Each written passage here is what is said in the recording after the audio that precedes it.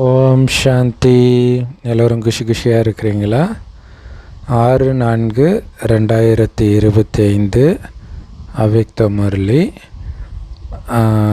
Original date 15/12/2004. ஓம் சாந்தி. பாப்தாதாவுடைய விசேஷ ஆசை அப்படின்னு கொடுத்துருக்காங்க தலைப்பு. பாப்தாதாவுடைய விசேஷ ஆசை என்ன அப்படின்னா, ஒவ்வொரு குழந்தையும் ஆசீர்வாதங்கள் கொடுக்கணும், அப்புறம் ஆசீர்வாதங்களை பெற வேண்டும். ஸோ 4 திசைகளிலும் இருக்கக்கூடிய கவலையற்ற மகாராஜாக்களின் குழுவை பார்த்துட்டு இருக்கிறாரு பாபா. நம்மளை மகாராஜாவாக பார்க்குறாரு. அதுதான் முக்கியமான விஷயம். அதுவும் கவலையற்ற, டோன்ட் கேர் ஃப்ரீ எம்பரர்ஸ், கவலையற்ற மகாராஜாக்களை பார்க்குறாரு. இப்படிப்பட்ட ராஜசபை முழு கழுப்பத்திலும் இந்த சமயத்தில் தான் அந்த மாதிரி நடக்குது. ஏன்னா கவலை நிரம்பிய உலகத்தில் கவலையற்ற மகாராஜாவாக இருக்கிறீங்க, சாதாரண விஷயம் கிடையாது. அது எப்படி முடிஞ்சுது? ஏன்னா ஆன்மீக போதை இல்லையா, ஆத்மா வருமானம் நாராயணன் ஆகிட்டு இருக்குது, அந்த ராஜ்யத்தை அடைய போகுது. அந்த போதையில் இங்கே என்ன நடக்கிறதுன்றதை பற்றி கவலையே இல்லை. இன்றைக்கி செத்தா நாளைக்கு பாலுன்னு ஒரு படத்தில் விவேக், அதுக்கு இப்போ வரைக்கும் அதுக்கு என்ன அர்த்தம்னு தெரியல. பட் அந்த இறந்ததை ஒரு சாதாரண விஷயம், அப்போடா இன்றைக்கி செத்தா நாளைக்கு பால் அப்படின்வாங்க. அந்த மாதிரி இந்த சரீரத்தை விட்டால் நான் நாராயணன் ஆக போகிறேன், அந்த போதையில் இருக்க பாருங்க. மிஞ்சி போனால் என்ன ஆகும்? உடலை விட்டு உயிர் போகும். நாராயணன் ஆக போகிறேன், அதுவும் எனக்கு சந்தோஷத்தை தான் கொடுக்க போகுது. அதனால் எதை பற்றியும் கவலை இல்லாமல் இருக்கிறதுக்கு காரணம் இந்த ஆன்மீக போதைன்றார். அதனால தான் நீங்கள் கவலையற்ற மகாராஜாக்கள்.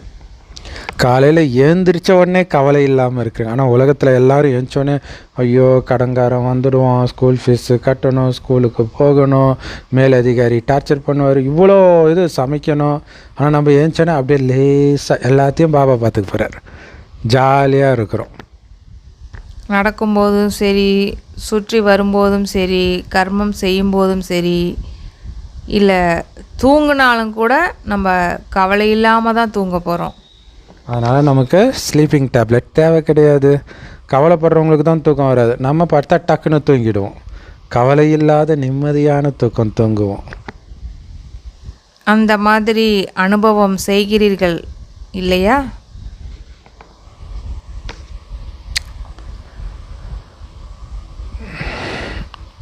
கவலையற்று தானே இருக்கிறீங்க இல்லையா? நான் அப்படிலாம் சொல்லிவிட்டு அப்படி தானே இருக்கிறீங்க அப்படின்னு கேட்குறாரு.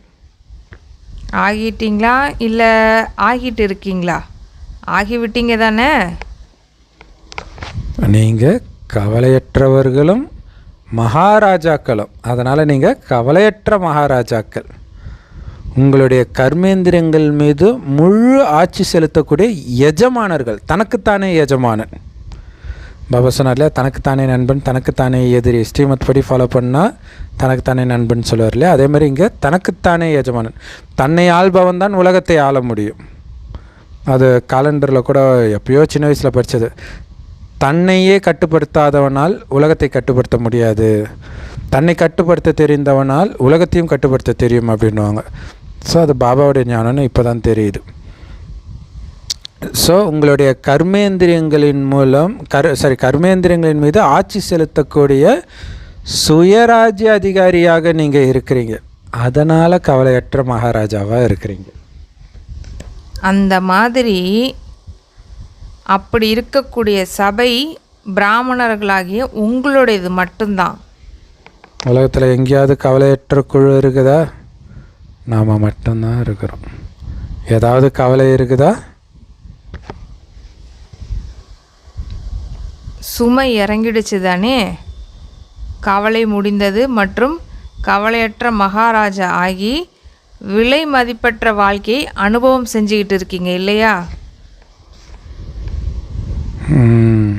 சூப்பர். ஏன்னா சுமையெல்லாம் தூக்கி பாபாட்ட இருந்தா, பாபா நீ வச்சுக்கோ. பாருங்கள், பக்தர்களுக்கும் நமக்கும் உள்ள வித்தியாசம் பார்த்தீங்களா? பக்தர்கள் கல் முள்ளும் காலுக்கு மெத்தைன்ட்டு அந்த இடுமுடியை தலையில் தூக்கிட்டு போவாங்க, காவடியை தலையில் தூக்கிட்டு போவாங்க. ஆனால் நம்ம லேசாக இருக்கிறோம், எல்லாத்தையும் கொடுத்துட்டா ஞான மார்க்கம், சுமந்துட்டு இருக்கிறது பக்தி மார்க்கம். ஸோ அதனால தான் இது விலை மதிப்பற்ற வாழ்க்கைன்றார். சொர்க்கத்தில் கூட இந்த வாழ்க்கை இருக்காது. அங்கே உண்மையிலே எந்த சுமையும் இருக்காது. ஆனால் இங்கே சுமை நிரம்பிய உலகத்திலும் சுமையற்று வாழ்க்கையை என்ஜாய் பண்ணிட்டு இருக்கிறோம் ஜாலியாக. பாருங்க, அனைவருடைய தலைக்கு பின்னாடி பவித்ரதாவின் ஒளிக்கிரீடம் தானாகவே ஜொலிச்சுக்கிட்டே இருக்குது இல்லையா? தூய்மை தான் முக்கியம். எந்த குப்பை வெளி உலக விஷயம் எதுவுமே புத்தியில் இல்லைனாலே லேசாக தான் இருப்போம். ஸோ கவலையற்றவர்கள் தலையில் தான் ஒளிக்கிரீடம் இருக்குது. ஏதாச்சும் கவலைப்படுறீங்க அப்படின்னா, இல்லை ஏதாவது சுமையை தன் மீது ஏற்றிக்கிறீங்க அப்படின்னா, தலை மீது என்ன வந்துடுச்சு தெரியுமா? சுமைகளுடைய கூடை வந்துடுச்சு. ஆகவே யோசிங்க, கிரீடம் மற்றும் கூடை ரெண்டுத்தையுமே முன்னாடி கொண்டு வாங்க. இதில் எது நல்லா இருக்குது? கூடை நல்லா இருக்குதா, இல்லைன்னா ஒளிக்கிரீடம் நன்றாக இருக்குதா? டீச்சர்கள் சொல்லுங்கள், எது நன்றாக இருக்குது? இது ஆக்சுவலாக சில கோயில்கள், குறிப்பாக மதுரை வீரன் கோயில், அந்த மாதிரி கோயிலெல்லாம் பார்த்திங்கன்னா வெளியில் இந்த மாதிரி கூடையை ஒன்று தலையில் சுமந்துட்டுருப்பாங்க, அல்லது தோளில் பெண்கள் வச்சுருப்பாங்க. ஸோ இந்த ஞானம் அங்கே வெளிப்படுது பாருங்கள். கிரீடம் அணிஞ்சு ராஜா மாதிரி உட்காந்துட்டு இருக்கிறது நல்லா இருக்குதா, கூடையை அணிஞ்சிக்கிட்டு கூடையை சுமந்துக்கிட்டு காய்கறி விற்கிறது நல்லா இருக்குதா? ஏன்னா இங்கே நீங்கள் கவலையே சுமந்தீங்கன்னா அங்கே காய்கறி அல்லது வேறு எதையாவது சுமக்க வேண்டியதாகிடும். அப்போது கிரீடம் தானே நல்லா இருக்குது. கர்மேந்திரங்களின் மீது முழு ஆட்சி செய்யும் மகாராஜாக்கள் நீங்கள். தூய்மை உங்களை என்ன பண்ணும் தெரியுமா? ஒளி கிரீடதாரி ஆக்கிடும். அதனால தான் உங்களுடைய ஜடச்சிலை நினைவார்த்தம் இருக்குது இல்லையா, அதில் கூட இரட்டை கிரீடம் காட்டப்பட்டு இருக்குது. ஒன்று தங்க கிரீடம், இன்னொன்று ஒளி கிரீடம். எல்லா இந்து தெய்வங்கள் ஃபோட்டோலாம் நீங்கள் பார்த்தீங்கன்னா தெரியும், தலைக்கு பின்னாடி அந்த ஒளி வட்டம் இருக்கும். துவாபர யுகம் தொடக்கத்திலிருந்து பாருங்கள், நிறைய மகாராஜாக்கள் இருக்கத்தான் செய்கிறாங்க. ராஜாக்களும் நிறைய பேர் இருக்கிறாங்க, மகாராஜாக்களும் இருக்கிறாங்க, ராஜாக்களும் இருக்கிறாங்க. ஆனால் அதில் ஒரு விஷயம் பாருங்கள், யாருமே 2 கிரீடம் உள்ளவங்களாக இருக்கிறது இல்லை. வீரபாண்டிய கட்டபொம்மன், ராஜராஜ சோழன் அவங்க தலைக்கு பின்னாடி ஒளி கிரீடமாக காட்டுறாங்க. ராமர், கிருஷ்ணர் இவங்களுக்கு தான் ஒளி கிரீடம் காட்டுறாங்க. அப்படின்னா என்ன அர்த்தம்? உங்களை தவிர வேறு யாருமே கவலையற்ற மகாராஜாவாகலை. அப்போ பாருங்களா, ஒளி கிரீடம் இருக்கும்போது அவங்க கவலையற்றவர்கள், அந்த முகமே சிரித்த முகத்தோடு இருக்கும். ஒளி கிரீடம் இல்லைனாலே அங்கே கவலை வந்துடும். ஏன்னா அவங்க யாரும் உங்களை மாதிரி சுயராஜ அதிகாரியாக இல்லை. ஆனால் இந்த தூய்மையின் சக்தி தான் உங்களை மாயை வென்றவராக, கர்மேந்திரியங்களை வென்றவராக மாற்றி இருக்குது. அதனால் எல்லாமே உங்கள் பேச்சு படி கேட்குதுன்னா நீங்கள் எதுக்கு கவலைப்பட போகிறீங்க? உங்களை மீறி மனம் எண்ணங்களை எழுப்புனா தானே கவலை. மனமே உங்கள் கண்ட்ரோலில் இருக்குது.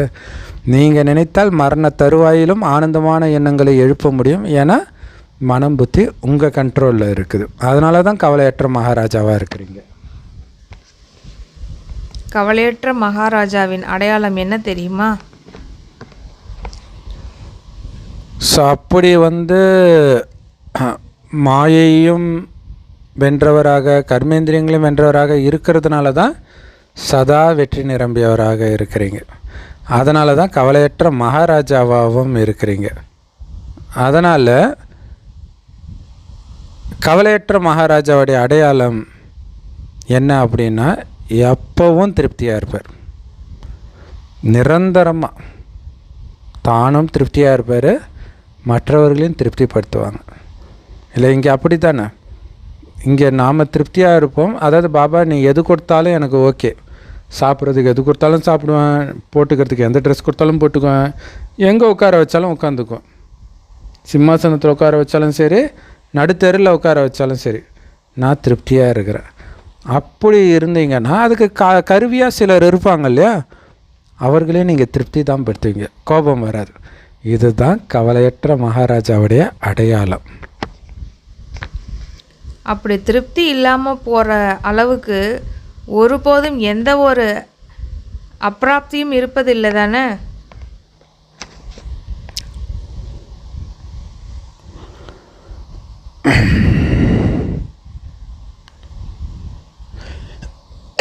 ஏன்னா எங்கே பிராப்தியின்மை இருக்குதோ அங்கே தான் திருப்தியின்மையும் இருக்கும்.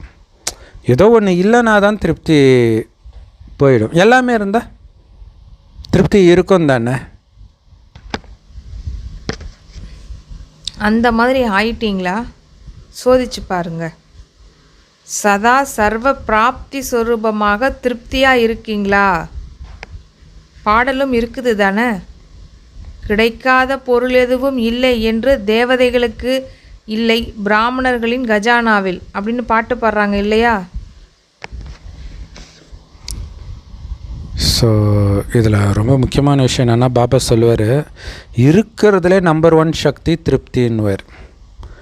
ஏன்னா திருப்தியாக இருக்கணும்னா எல்லா சக்தியும் வந்தால் தான் நீங்கள் திருப்தியாக இருக்க முடியும். அப்போ நீங்கள் ஜஸ்ட்டு திருப்தியாக இருங்க, எல்லா சக்தியும் வந்துடும்னுவார். இது ரொம்ப ரொம்ப முக்கியமான விஷயம். எது நடந்தாலும் நான் திருப்தியாக இருக்கிறேன், அப்போ அனைத்து பிராப்திகளும் தானே நிரம்பிடும். ஸோ இன்னொன்று சொல்கிறாரு பாருங்க, தேவதைகளுடைய கஜானாவில் இல்லைன்ற பொருளே இல்லைன்னு கூட சொல்லலை, பிராமணர்களின் கஜானாவில் தான் இல்லைன்ற பொருளே இல்லை. இல்லை, தேவதைகள் கஜானாவில் கூட ஏதோ ஒரு குறை இருக்கலாம், ஆனால் பிராமணர்களுடைய கஜானாவில் குறை இருக்க வாய்ப்பே கிடையாது. ஸோ ஏன்னா அவ்வளோ திருப்தியானவர்கள். இந்த பிராமண குலத்தின் உயர்ந்த அலங்காரமே திருப்தி தான்றார், வேறு ஒன்றும் இல்லை. இல்லை என்ன தான் அம்மனுக்கு இந்த நகை அந்த நகை போட்டாலும் அந்த திருப்தியோட ஒரு புன்னகை இருக்குது பாருங்க, அதுதான் மெயின். ஸோ அந்த மாதிரி திருப்தியான ஆத்மாக்கள் தானே நீங்கள் எல்லாருமே. பாப்தாதா அத்தகைய கவலையற்ற மகாராஜாக்களை பார்த்து ரொம்ப குஷி அடைகிறாராம்.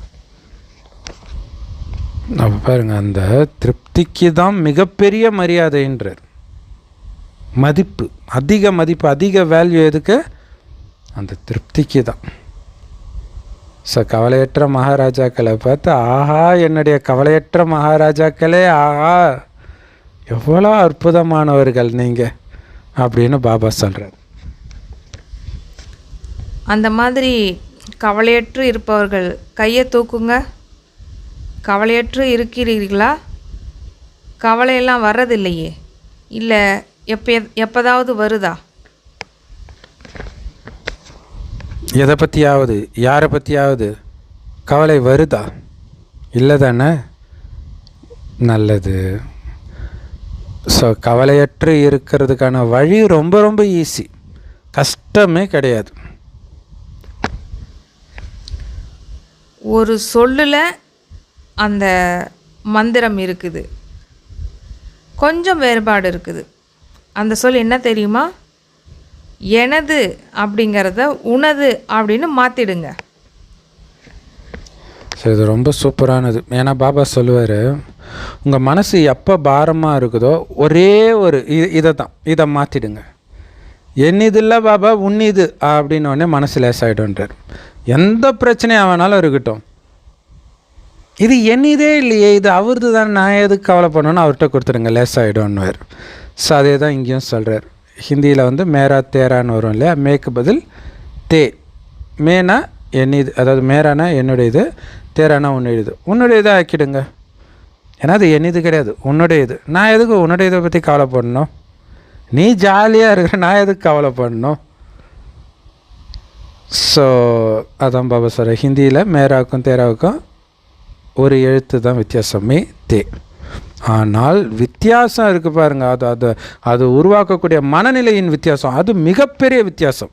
எழுத்தில் என்னமோ ஒரு எழுத்து தான், ஆனால் அதை பண்ணுறதுனால நடக்கிற மனதின் வித்தியாசம் அப்படியே லேசாகிடும், பாரமெல்லாம் போயிடும்.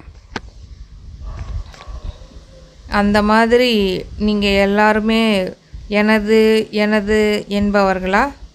அப்படின்னா நீங்கள் என்ன பண்ணுங்கள், உனது உனது அப்படின்னு மாற்றிக்கிட்டே இருங்க. இது வரைக்கும் மாற்றலை அப்படின்னாலும் பரவாயில்ல, இப்போ மாற்றிடுங்க. ஆக்சுவலாக இதோடைய நினைவாக பக்தர்கள் கூட என்ன தெரியுமா பண்ணுவாங்க, ரொம்ப கஷ்டம், ரொம்ப ஏழையாக இருக்கிறான், ஒரு பணக்காரர்கள் மூலமாக பிரச்சனைனா அவங்க என்ன பண்ண முடியும், ஒன்றும் பண்ண முடியாது. அப்போ என்ன பண்ணுவாங்க, போய் சில இடங்கள்லாம் ராமநாதபுரத்துலலாம் ஒரு கோயில் இருக்குது, அங்கே பார்த்தீங்கன்னா காசை வெட்டி போடுவாங்களாம், அதை நீயே பார்த்துக்கோ அப்படின்ட்டு. பார்த்தா அதை வெட்டி போட்டோடனே இறந்தெல்லாம் போயிடுவாங்களாம். ஆனால் இங்கே மெயின் என்னென்னா ஏதோ ஒன்று பார்த்துக்கிட்டோம் அப்படின்னு விட்டுட்டு அவங்க லேசாகிடுறது. ஸோ இங்கே நம்ம பாபா கிட்ட ஒப்படைக்கிறதுடைய நினைவு பக்தர்கள் நம்மக்கிட்ட ஒப்படைக்கிறாங்க. இந்த மாதிரி எனது எனது அப்படின்னு சொல்கிறது எப்படி தெரியுமா, அடிமை ஆகிறது அப்படின்னு அர்த்தம். அதாவது வருத்தம் அடைபவர்கள் அப்படின்னு அர்த்தம். சூப்பர். எனது எனதுன்னு சொன்னால் நான் வேலைக்காரன்னு சொல்கிறதா புரிஞ்சுக்கோங்க. சூப்பரில். உன்னிதுன்னும் போது தான் நீங்கள் ராஜாவாகிறீங்க. என்னதுன்னு பிடிச்சிட்டிங்கன்னா நீங்கள் வேலைக்காரனாகவும் துக்கம் நிரம்பியராகவும் ஆகிடுவீங்க. எதுக்கு வேலைக்காரன்? மாயாவுக்கு வேலைக்காரன். அப்போ கண்டிப்பாக நீங்கள் துக்கமாக தான் இருப்பீங்க. மாயாவோட வேலைக்காரன் சந்தோஷமாக இருக்க முடியுமா?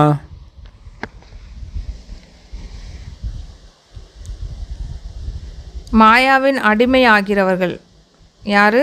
துக்கமுற்றவங்க. ஸோ நீங்கள் யார்? மாயாவை வென்றவர்கள். அப்படி தானே? மாயாவுடைய அடிமைகள் இல்லை தானே? மாயாவுக்கு நீங்கள் வேலைக்காரன் இல்லை, மாயாவை உங்களுக்கு வேலைக்காரன் ஆக்கிட்டீங்க. அப்புறம் எதுக்கு நீங்கள் துக்கப்பட போகிறீங்க? எப்போ துக்கம் வருதோ அது கண்டிப்பாக வரும். ஆனால் 63 ஜென்மங்களாக நீங்கள் துக்கமற்றவர்களாக இருந்திருக்கிறீங்க. அந்த பயிற்சி நல்லா இருக்குது. துக்கம் உடையவர்களாக. உடனே துக்கம் வந்தவுடனே அதை சுவைக்க ஆரம்பிச்சிடுறீங்க. எப்படி சொல்கிறார் பாருங்க. 63 ஜென்மம் சுவைச்சதுனால அந்த ருசி விட மாட்டேங்குது, மறுபடியும் போய் துக்கத்தில் போய் விழுந்துடுறீங்கன்றார். ஒரு எங்கள் ஆஃபீஸில் ஒர்க் பண்ணவங்க ஒரு சிஸ்டர் கூட இருக்காங்க. அவங்க என்ன பண்ணுவாங்க அப்படின்னா, அவங்களுக்கு ஏதாவது கஷ்டம் வந்துச்சுன்னா ஒரு உற்சாகமான பாட்டு கூட கேட்க மாட்டாங்க. அந்த கஷ்டத்துலேருந்து வெளில வர்றதுக்கு திருப்பி சோகமான பாட்டு கேட்டு அழுதுகிட்டே இருப்பாங்க. ஏன்னா அது அவங்களுக்கு ரொம்ப பிடிச்சிருக்குது. அந்த மாதிரி நிறைய பேரை நம்ம பார்க்குறோம் நம்ம. அதனால் பாபாவும் என்ன சொல்கிறாங்க, அந்த மாதிரி பண்ணுறாங்க. ஆகவே சில நேரம் அது என்ன ஆகிடுது, வெளிப்பட்டு விடுகிறது. இந்த மாதிரி துக்கப்படுறது, மாயாவுக்கு அடிமையாகிறது. ஸோ அதனால் பாபா என்ன சொல்கிறாரு, ஒவ்வொரு குழந்தையும் கவலையற்ற மகாராஜான்னு சொல்கிறார். இப்போது எங்கேயாச்சும் ஒரு மூலையில் கவலையை நீங்கள் வச்சுருக்கீங்க அப்படின்னா தயவுசெய்து அதை என்கிட்ட கொடுத்துருங்க. சுமையை உங்களிடமே ஏன் வச்சுக்கிறீங்க? அப்புறம் சுமை தூக்குவதற்கான பழக்கமாகி விட்டதா அப்படின்னு அப்பா கேட்குறாங்க. குப்பை தொட்டி தூக்கிறது இல்லையா? குப்பையை வெளில தானே போடணும், அதை எதுக்கு நீங்கள் வச்சிட்டு இருக்கிறீங்க? ஸோ இதை சொல்கிறது பாபா. அதனால் அவர்கிட்ட கொடுத்துடுங்க சுமையை, உங்களை லேசாக்கிக்கோங்க இல்லையா? குழந்த போகுது, ஸ்கூலுக்கு போகுது, குழந்தை தூக்கிட்டு போகாது பையெல்லாம், அப்பாவோ அம்மாவோ தான் தூக்கிட்டு போவாங்க. குழந்தை சும்மா ராஜா மாதிரி போக வேண்டியது தான். தூக்கிறதுக்கு தான் பாபா இருக்கார், அவர்கிட்ட கொடுத்துடுங்க, லேஸ் ஆகிடுங்க. சாதாரணமாக இல்லை, டபுள் லேஸ் ஆகிடுங்க. டபுள் லைட் நன்றாக இருக்குது தானே? இல்லை சுமை நன்றாக இருக்குதா? டபுள் லைட் அப்படின்னா ஒளி மற்றும் லைட்டாக இருக்கிறது, லேஸாக இருக்கிறது. இப்போ டபுள் லைட்னு அப்பா சொல்கிறது. ஃபஸ்ட்டு பாபா என்ன சொல்கிறாரு, தூய்மையை பற்றி பேசினார். அடுத்தது கவலையற்ற மகாராஜாவை பற்றி பேசினார். அப்போ ரெண்டுமே இருக்கிறது உங்களுக்கு சூப்பராக இருக்குதா? அப்படி இல்லைன்னா சுமை நன்றாக இருக்குதா அப்படிங்கிறத நல்லா சோதிச்சு பாருங்க அப்படிங்கிறாரு. ஸோ ரொம்ப கவனம் கொடுத்து செக் பண்ணுங்கன்றார். அமிர்த வேலை ஏந்திரிச்ச உடனே ஆழ் மனசில் ஏதாவது சுமை இருக்குதான்னு செக் பண்ணுங்கள். இல்லை, ஏன்னா ஏன் சொன்னது அது ரொம்ப, அதாவது நிறைய பிரச்சனை இருந்தால் கூட நீங்கள் காலைல ஏன் சொன்னால் அந்தளவுக்கு ஞாபகம் வராது. அப்பயும் இருக்குதுன்னா அது ஆழ உள்ளே பதிஞ்சிருச்சுன்னு அர்த்தம். ஸோ செக் பண்ண சொல்கிறார். ஏந்திரிச்ச உடனே ஏதாவது உள்ளே இருக்கா, எதை பற்றிய கவலையாவது இருக்குதா? அந்த மாதிரி கனவுல கூட அந்த மாதிரி சுமையினுடைய அனுபவம் இருக்கக்கூடாது அப்படிங்கிறாரு. கனவுல கூட ஜாலியாக லேஸாக தான் இருக்கணுன்றார். அப்படி டபுள் லேஸாக இருக்கிறது தானே உங்களுக்கு பிடிச்சிருக்குது இல்லையா? அதனால் இந்த விசேஷ வீட்டு பாடத்தை அப்பா அவங்களுக்கு கொடுத்துக்கிட்டு இருக்கிறேன். எப்படி செக் பண்ணணுன்னு தெரியும் தானே? சோதித்து பார்க்கறதுக்கு உங்களுக்கு வருது தானே? ஆனால் சோதித்து பார்ப்பதோடு சோதித்தால் மட்டும் போதாது. நீங்கள் சோதனை செய்கிறீங்க, ஓகே, அதெல்லாம் அது மட்டும் ஸ்டாப் பண்ணிடக்கூடாது. அதோடு சேர்த்து தன்னை மாற்றிக்கவும் செய்யணும். ஸோ அது ஈஸியாக இங்கிலீஷில் சொல்லும்போது ஈஸியாக ஞாபகம் வச்சுருக்கோம். செக் பண்ணால் மட்டும் போதாது, சேஞ்ச் பண்ணணும். என்ன சேஞ்ச் பண்ணணும்? என்னதுன்றதை உன்னிதுன்னு சேஞ்ச் பண்ணுறேங்க. இல்லை ஒரு சோதனை வருதுன்னா அது என்னது. ஐயோ, உங்கள் வீட்டில் யாரை பற்றியாவது கவலை இருக்குது, உங்கள் குழந்தைய பற்றி கவலை இருக்குது, அது என்னது இல்லை பாபா உன்னிதுன்னு அப்படியே லேசாகிடும், முடிஞ்சு போச்சு. என்னிதை உன்னிதாக மாற்றிவிடுங்கள். ஏன் பாப்தாதா இந்த மாதிரி அடிக்கடி சொல்லிக்கிட்டே இருக்கிறாரு அப்படின்னா அதுக்கு ஒரு காரணம் இருக்குது. சமயம் சுயம் இரண்டையுமே பாருங்கள் அப்படிங்கிறார். ஏன்னா சமயம் இப்போது ரொம்ப நெருக்கத்தில் இருந்துக்கிட்டு இருக்கு. ஸோ சமயத்தையும் பார்க்கணும், சுயம் இரண்டையுமே பார்க்க சொல்கிறாரு. அது வந்து ஹிந்தியில் ஓகே, அதே தான் தமிழ்லேயும் வருது. சமை ஸ்வயம் ரெண்டுத்தையும் பார்க்க சொல்கிறார். சமைனா சமயம், நேரம். ஸோ நேரத்தின் வேகத்தை பாருங்கள், உங்களுடைய வேகத்தை பாருங்கள். அப்புறம் இப்படிலாம் சொல்லக்கூடாது, பாபா எனக்கு தெரியவே தெரியாது இந்த மாதிரி நேரம் எவ்வளோ ஃபாஸ்ட்டாக போகும் அப்படின்னு. ஏன்னா அது வேகமாக தான் போயிட்டு இருக்குது, ஆனால் நீங்கள் வேகமாக இல்லை.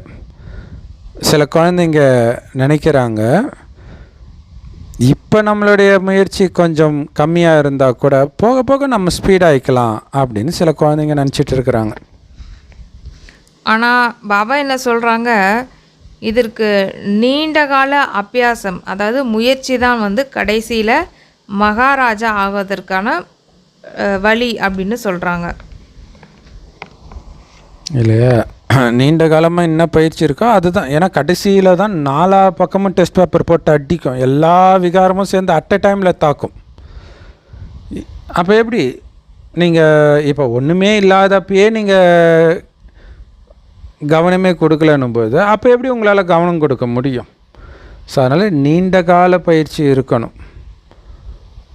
என்ன பயிற்சி? நீண்ட காலம் கவலையற்ற மகாராஜாவாக இருக்கிற பயிற்சி. அதுக்கு என்ன பண்ணணும்? என்னது இல்லை பாபா, ஒன்று இது, நான் வெறும் கருவி, வேலைக்காரன், உனக்கு மாயாவுக்கு கிடையாது. கவலைப்பட்டால் மாயாவுக்கு வேலைக்காரன். மகாராஜாவா ஆகித்தான் பாருங்களேன். ஆகி இருக்கிறீங்க, ஆனால் கொஞ்சம் பேர் தான் ஆகியிருக்கிறீங்க, சிலரோ ஆகவில்லை. நாங்கள் போயிட்டு தான் இருக்கிறோம் பாபா, செஞ்சுட்டு தான் இருக்கிறோம் பாபா, சம்பூர்ணம் ஆயிடுவோம் பாபா அப்படின்னு சொல்லிட்டு இருக்கிறாங்க. பாபா சொல்கிறாங்க, இப்போ நீங்கள் நடக்கக்கூடாது, செய்யக்கூடாது, பறக்கணுன்றார். இப்போது பறக்கணும் அப்படி தானே? இறக்கைகளோ கிடைத்து விட்டன இல்லையா? எந்த இறக்கைகள் உங்களுக்கு கிடைச்சிருக்கு?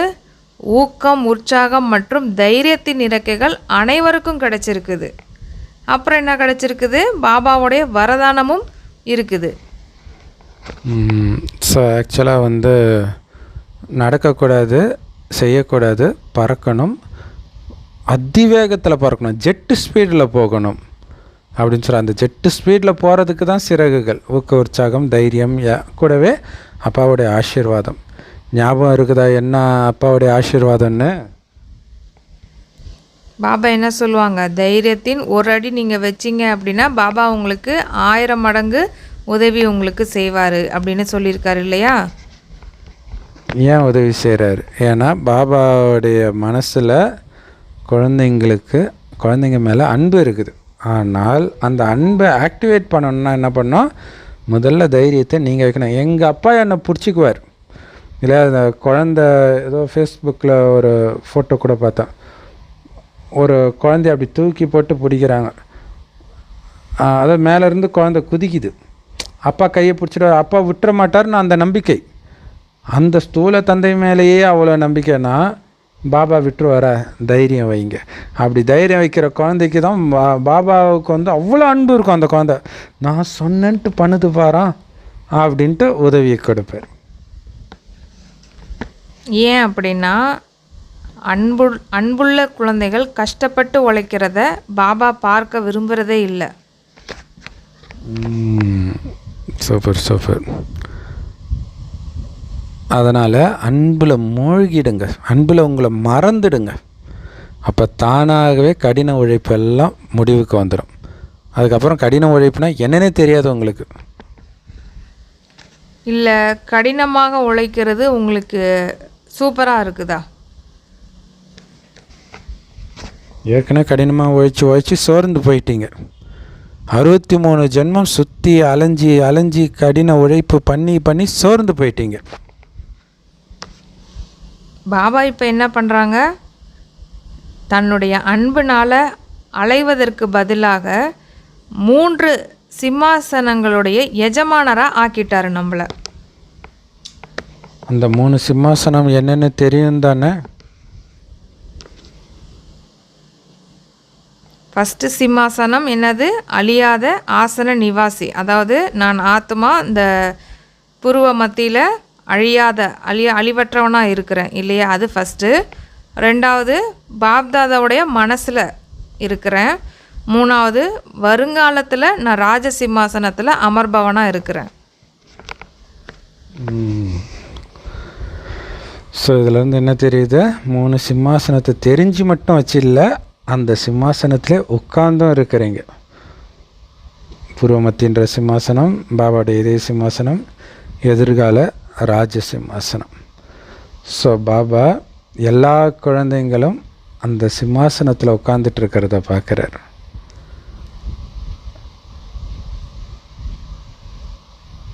இந்த மாதிரி ஒரு இதய சிம்மாசனம் உங்களுக்கு முழு கல்பத்திலும் வேறு எங்கேயுமே அனுபவம் ஆகாதுன்று. ஸோ அதனால் இப்போ மிஸ் பண்ணிடாதீங்க. கடவுளுடைய இதயத்தில் நான் உட்காந்துட்ருக்கிறேன்றது சாதாரண விஷயமா? கடவுளுடைய இதயத்தில் நான் இருக்கிறது இல்லை, என் இதயத்தில் கடவுள் இருக்கிறது அது வேறு விஷயம். நான் கடவுளுடைய இதயத்திலே நான் உட்காந்துட்ருக்கிறேன். முழு கல்பத்திலும் கிடைக்காத பொன்னான வாய்ப்பு இது. அதனால தான் பாபா ஸ்டார்டிங்கில் சொல்லியிருந்தாங்க, கவலையற்ற மகாராஜாக்கள் இந்த அனுபவத்தை வந்து இப்போ தான் உங்களால் பண்ண முடியும் அப்படின்னு. பாபா கேட்குறாங்க, பாண்டவர்கள் நீங்கள் என்ன நினைக்கிறீங்க? மகாராஜாக்கள் தானே? உடனே பாண்டவர்கள் எல்லாருமே கை தூக்கிட்டு இருக்காங்களாம்.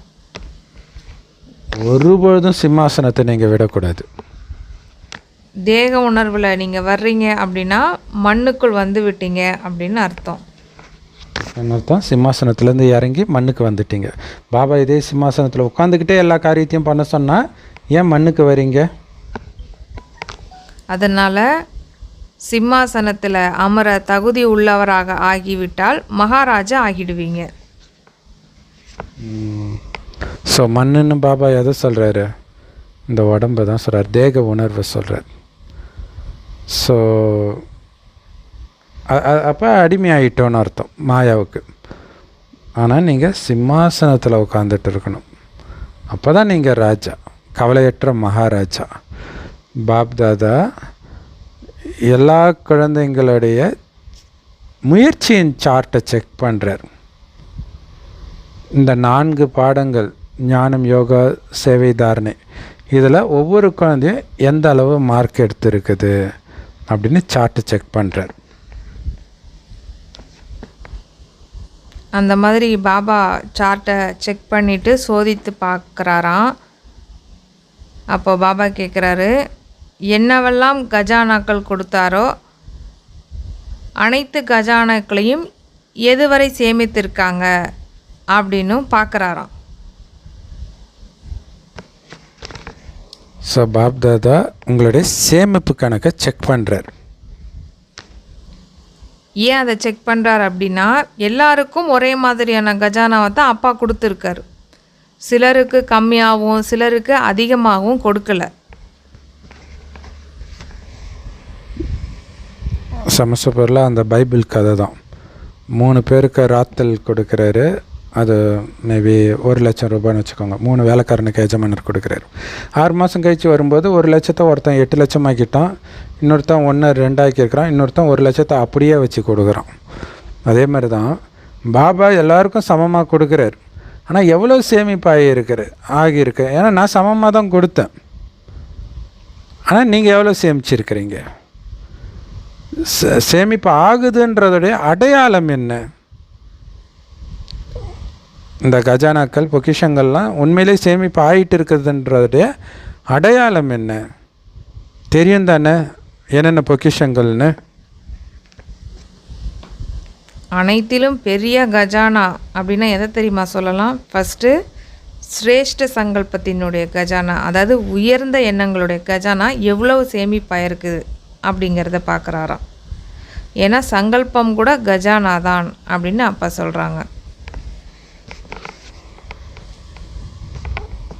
ஸோ இப்போ நிகழ்காலத்தில்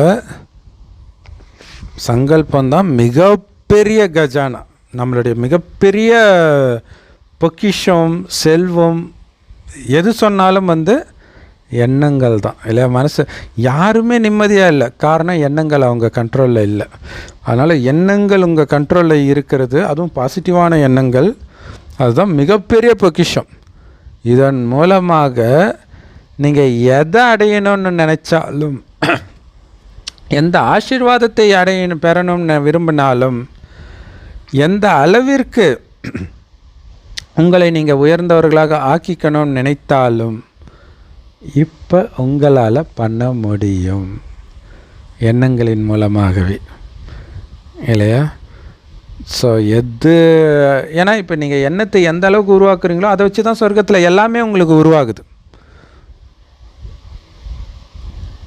அதேமாதிரி ஆசீர்வாதங்கள் அடையிறது கூட உங்கள் சங்கல்பத்தின் சக்தியின் மூலமாக அடைய முடியுன்றார். உங்களை எந்த அளவுக்கு உயர்த்திக்க முடியும்? ஏன்னா இப்போ அதாவது உயர்ந்த எண்ணத்தினால் உங்களை உயர்த்திக்கிறதன் மூலமாக தான் அங்கே உண்மையிலே உயர்ந்தவர்களாக மாறுறீங்க இப்போவுமே கூட. ஸோ எண்ணத்தின் மூலமாக உங்களால் அனைத்தையும் இப்போ பண்ண முடியுன்றார். இப்போ விட்டீங்க எப்போவுமே கிடையாது. அதனால் பாபா என்ன சொல்கிறாங்க, தற்போதைய சமயம் கூட ஒரு பெரிய கஜானா தான். ஏன்னா அதன் மூலமாக தானே நீங்கள் எல்லாத்தையும் உங்களுடைய பாக்கியத்தையே உருவாக்கிக்கிறீங்க அந்த நேரத்தை பொறுத்து.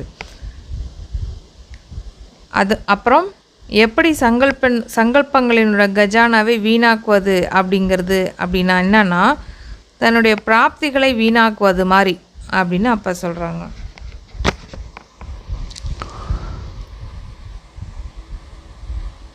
ஸோ பாபா சொல்கிறாங்க, அந்த எண்ணத்தின் பொக்கிஷத்தை வேஸ்ட் பண்ணிட்டீங்கன்னு வச்சுக்கோங்களேன். வேஸ்ட்னா என்ன? தேவையற்ற விஷயத்தை பற்றி சிந்திக்கிறது, நெகட்டிவான எண்ணங்கள் அல்லது சம்மந்தமே இல்லாத வீண் விஷயங்கள் அப்படின்னா மிகப்பெரிய பிராப்தியை வீணாக்குறீங்கன்னு புரிஞ்சுக்கோங்க.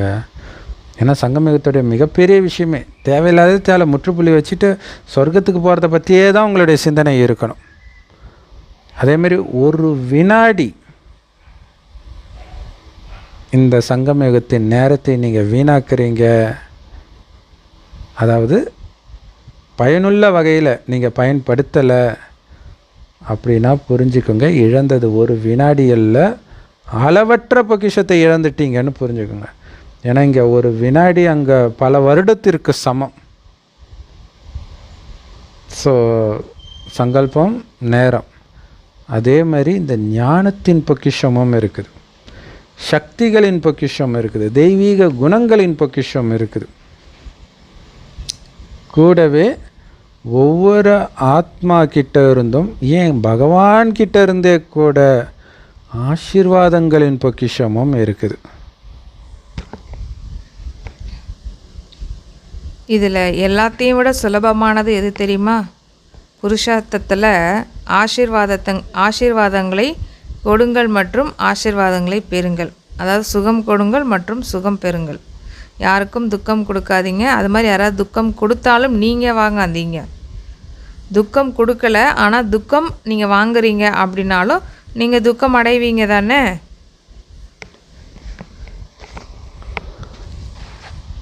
ஸோ அதுதான் ஈஸியான முயற்சின்ற. ஆக்சுவலாக பாபா ஒரு முரளியில் சொல்லுவார், நீங்கள் எதுவுமே ஃபாலோ பண்ணலாலும் பரவாயில்ல, ஈஸியாக நீங்கள் லக்ஷ்மி நாராயணன் ஆக முடியும். அது என்னென்னா, காலைல அமிர்தாவில் ஏஞ்சதுலேருந்து தூங்குற வரைக்கும் உங்கள் தொடர்பில் வர எல்லாருக்கிட்டையும் ஆசீர்வாதம் வாங்குங்கன்ற. ஆசீர்வாதம் வாங்குகிற மாதிரி உங்கள் நடத்தையை மட்டும் பார்த்துக்கோங்க, நாராயணன் ஆகிடுவீங்கன்ற. சமப்பிராப்தி, ஆனால் செய்கிறது ரொம்ப ஈஸி. ஸோ அதை தான் சொல்கிறார், இருக்கிறதுலே ரொம்ப ஈஸியானது ஆசீர்வாதம் கொடுத்துக்கிட்டே இருந்தால் தானாக அது கிடச்சிடும் இல்லையா. எல்லோரும் நல்லா இருக்கணும்னு நினைக்கிறவங்கள எல்லோரும் நல்லா இருங்கன்னு தான் நினைக்க போகிறாங்க. நீங்கள் நாசமாக போகணுன்னு நினச்சிங்கன்னா அவனும் உங்களை அதை தான் நினைப்போம். ஸோ ஆசீர்வாதம் கொடுக்கறதுனா சந்தோஷத்தை கொடுக்குறீங்கன்னு அர்த்தம், சந்தோஷத்தை அடையிறீங்கன்னு அர்த்தம் ஆசீர்வாதத்தை திரும்ப வாங்கும் பொழுது. ஸோ சந்தோஷத்தை தான் கொடுக்கணுமே தவிர துக்கத்தை கொடுக்கக்கூடாது, சந்தோஷத்தை தான் பெறணுமே தவிர துக்கத்தை பெறக்கூடாது. ஸோ அந்த துக்கத்தை பெறுவதை பற்றி பாபா சொல்லுவாருன்னு நினைக்கிறேன், பார்ப்போம்.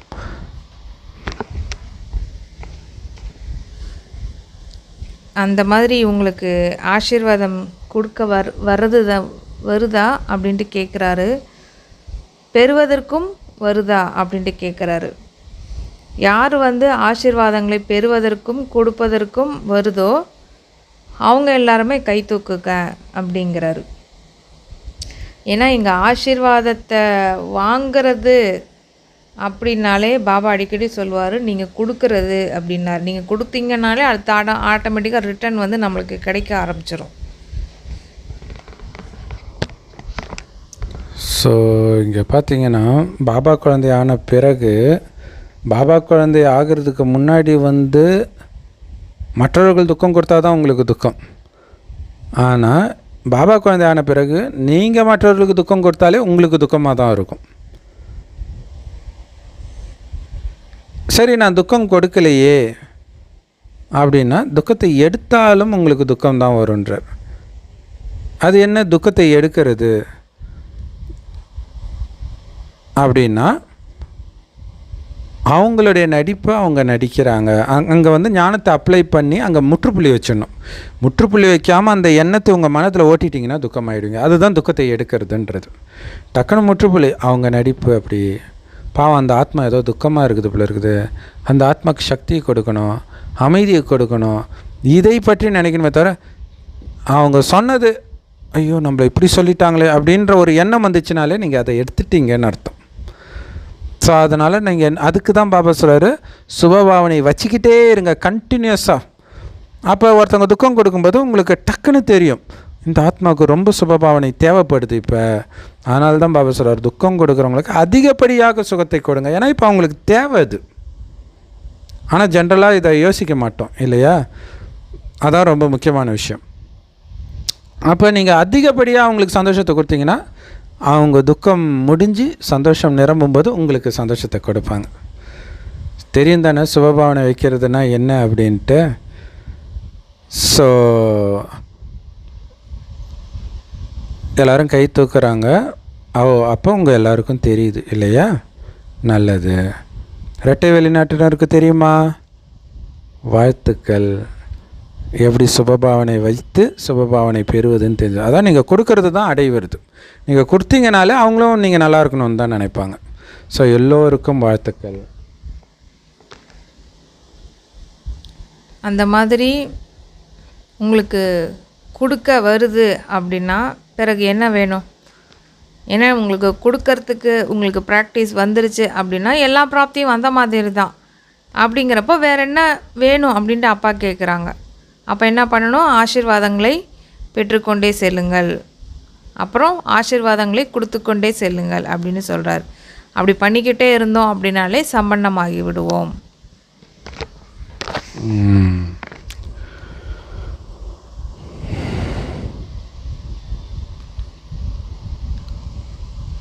சரி, மற்றவர்கள் உங்களுக்கு கொடுக்கல சுபபாவனை, அப்போ என்ன பண்ணுவீங்க? உங்களுக்கு நாசமாக போகணும் இந்த மாதிரி எண்ணமே அனுப்பிச்சிட்டு இருக்கிறாங்கப்பா, உங்களுக்கு எடுத்துக்குவீங்களா அதை?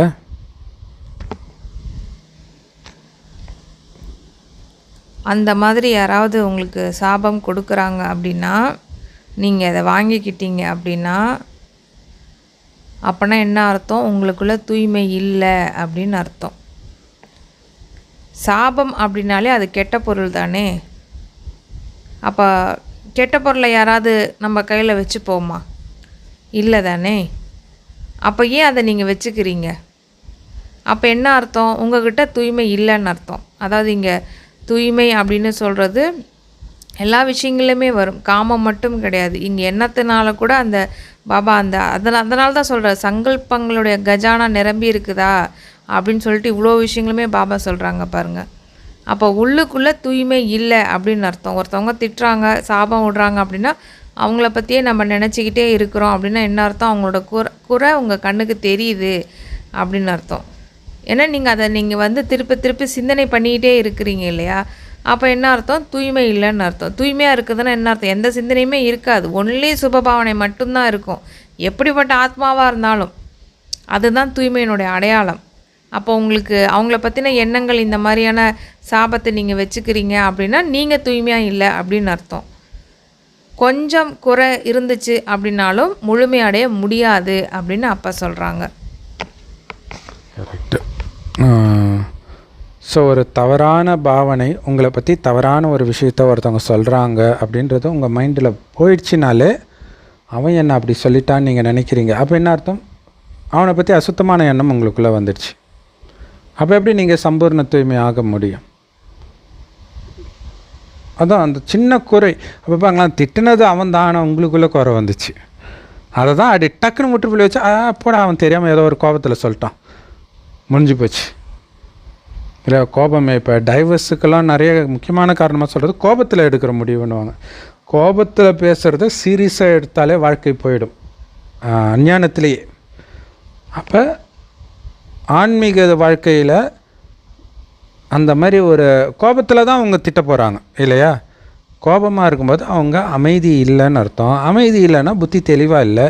தெளிவாக இல்லாதப்போ ஒரு விஷயத்தை பேசுகிறத நீங்கள் எதுக்கு சீரியஸாக எடுத்துக்கணும்? அதனால் நீங்கள் ஏன் குப்பையாகணும்? அதான் சொல்கிறாங்க, ஒருத்தன் அழுகி போன ஒன்றை கொடுத்தா நீங்கள் எடுத்துக்குவீங்களா?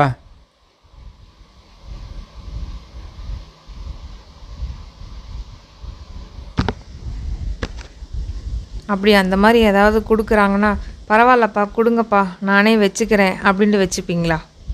அந்த மாதிரி யாருமே வச்சுக்க மாட்டாங்க இல்லையா?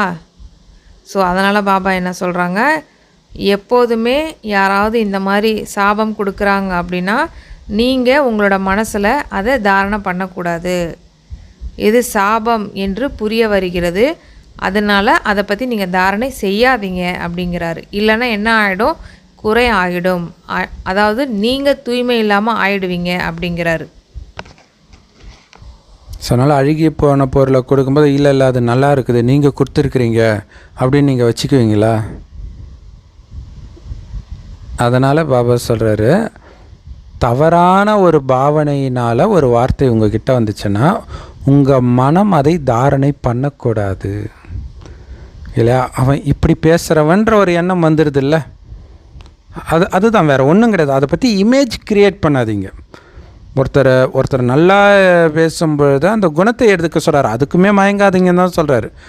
அதே மாதிரி இது இருக்கும்பொழுது இந்த மாதிரி ஒரு மோசமான வார்த்தை பண்ணும்போது அவன் இப்படிப்பட்டவன்ற எண்ணத்தை உங்கள் மைண்டில் விதைக்காதீங்க. ஏன்னா உங்களுக்கு தெரியுது அது தவறான வார்த்தைகள் தெரியுது. அதை உங்களுக்குள்ளே நீங்கள் எடுத்துக்கிட்டீங்கன்னா அது ஒரு குறை ஆகிடுது இல்லை? உங்களுக்குள்ளே ஒரு குறையை எடுத்துக்கிட்ட மாதிரி ஆகிடுது இல்லை? இல்லை சாமிக்கு படைக்கும்போது குறையுள்ள மலரை கொடுக்க மாட்டாங்க, அர்ச்சனை பண்ண மாட்டாங்க. அது ஏன் பாபா சொல்கிறாருன்னா, ஏன் அது குறையாக ஆயிடுது அப்படின்னா, ஒருத்தவங்கள பற்றி உங்களுக்கு ஒரு குறை உங்கள்கிட்ட இருக்குது அப்படின்னா அவங்க மேலே நீங்கள் எப்படி சுபபாவனை வைப்பீங்க? முதல்ல எல்லார் மேலேயும் சுபபாவனை வச்சா மட்டும்தான் உங்களால் ஹாப்பியாகவே இந்த சரீரத்தை விட முடியும். அப்படி இல்லை அப்படின்னா ஏதாவது ஒரு சின்ன விஷயம் இருந்தாலும் கூட நஷ்டமாக ஆக முடியாதுன்னு பாபா அடிக்கடி நமக்கு சொல்லிக்கிட்டே இருக்கிறாரு. ஏன்னா எல்லாருமேதான் சுபபாவனை இருந்தால் மட்டும்தான் அந்த குஷியே நமக்கு வரும். அதுதான் அந்த பவித்ராத்தாவுடைய சக்தி அப்படின்னே சொல்வார் அப்பா. உங்கள்கிட்ட தூய்மை இருந்தால் தான் அந்த குஷி, அந்த சுபபாவனை எல்லாமே நமக்கு வரும். இல்லை அப்படின்னா வராது. ஆனால் பாபா என்ன சொல்கிறார், நேற்று என்ன சொல்லியிருந்தாங்க கேள்வி பதில், யார் எந்த குழந்தைங்கள் பாக்கியத்தை உருவாக்கிக்கிட்டே போவாங்க அப்படின்னா, யார் சுகம் கொடுத்துக்கிட்டே இருக்காங்களோ அவங்க தான் பாக்கியத்தை உருவாக்குவாங்க. இன்றைக்கி என்ன சொல்கிறாங்க பாபா, அதே தான் சொல்கிறார். சுகத்துக்கு பதிலாக ஆசீர்வாதம் அப்படின்னு கொஞ்சம் இதுவாக சொல்கிறார். ஆசீர்வாதத்தை கொடுத்துக்கிட்டே போங்க அப்படிங்கிறார். அப்போ ஆசீர்வாதத்தை ஒருத்தவங்களுக்கு கொடுக்கணும் அப்படின்னா இவங்க நல்லா இருக்கணும் அப்படிங்கிறது கிடையாது. மனப்பூர்வமாக கொடுக்கணும் அந்த ஆசீர்வாதம். அப்போ தான் அது ஒர்க் அவுட் ஆகும். அப்போ மனப்பூர்வமாக கொடுக்கணும் அப்படின்னா உங்கள் உள்ளத்தில் அவங்கள பற்றி எந்த விதமான நெகட்டிவான இதுவுமே இருக்கக்கூடாது. அப்போ தான் இப்போ பாபா சொல்லிட்டாரு, அதனால் நான் ஆசீர்வாதத்தை கொடுக்குறேன். இவங்களோட குறையெல்லாம் என்னென்ன பேச முடியுமோ பேசிட்டு சிந்தனை பண்ணிட்டு எல்லாம் பண்ணிட்டு நல்லா இருக்கட்டும்பா அப்படின்னு நீங்கள் ஆசீர்வாதம் கொடுத்தீங்கன்னா அது எப்படி ஆசீர்வாதமாக ஆகும்? மனப்பூர்வமாக ஆசீர்வாதம் கொடுக்கணும். எப்போ மனப்பூர்வமாக ஒருத்தவங்களுக்கு ஆசீர்வாதம் கொடுக்க முடியும் அப்படின்னா அவங்கள பற்றின ஒரு கருத்து நல்ல கருத்தாக இருந்தால் மட்டும்தான், நல்ல பாவனை அந்த ஆத்மா மேலே இருந்தால் மட்டும்தான் ஆசீர்வாதத்தை கொடுக்க முடியும். ஸோ அதனால தான் பாபா சொல்கிறாரு, அந்த மாதிரி ஏதாவது ஒன்று வந்தாலும் கூட அது நீங்கள் தயவுசெய்து தாரணை பண்ணாதீங்க அப்படிங்கிறார். அப்படி நீங்கள் தாரணை பண்ணீங்க அப்படின்னா நீங்கள் குறை உள்ளவராக ஆயிடுவீங்க. அப்புறம் எப்படி அவங்களுக்கு ஆசீர்வாதம் கொடுக்க முடியும்? ஏன்னா இங்கே ஆசீர்வாதத்தை கொடுக்கறதா வாங்கிறதுக்கான விஷயமே. அதுதான் ஈஸியாக சம்பூர்ண சம்பன்னம் ஆகிறதுக்கான விதியே இங்கே. அப்போ எவ்வளோ விஷயம் இருக்குது பாருங்கள். இது ஒரு சின்ன விஷயமா இருக்கிற மாதிரி இருக்குது, ஆனால் ரொம்ப ஆழமான விஷயங்கள் இது.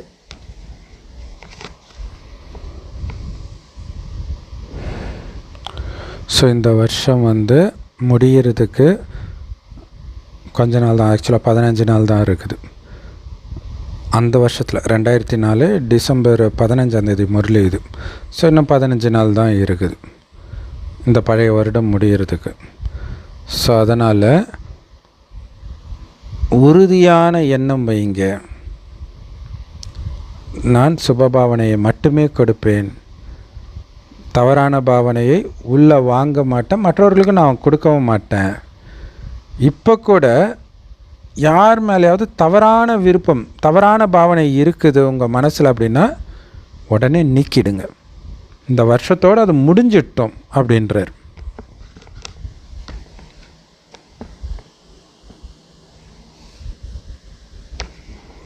அதனால் நாளையிலிருந்து ஆசீர்வாதத்தை மட்டும்தான் நான் கொடுப்பேன், ஆசீர்வாதத்தை மட்டும்தான் பெறுவேன்.